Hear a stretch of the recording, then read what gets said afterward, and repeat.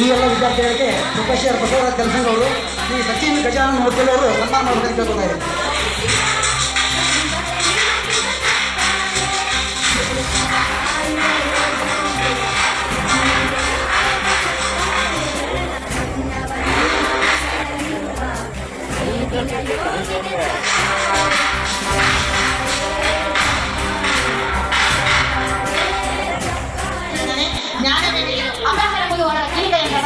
ಈ ಸಾರಿ ಎದುರಾಗ್ತಕ್ಕಂಥ ಮಕ್ಕಳು ಬಹಳ ಕಠಿಣವಾದಂತಹ ಪರಿಶ್ರಮ ಇದೆ. ಯಾಕಂದ್ರೆ ಕಮ್ಮಿ ಕ್ಯಾಮ್ರಾವನ್ನ ಕ್ಲಾಸ್ರೂಮ್ನಲ್ಲಿ ಅಳವಡಿಸಿದ್ರು, ಅಲ್ಲಿ ತಿರುಗಿ ನೋಡಲು ಕೂಡ ಅವಕಾಶ ಇಲ್ಲ.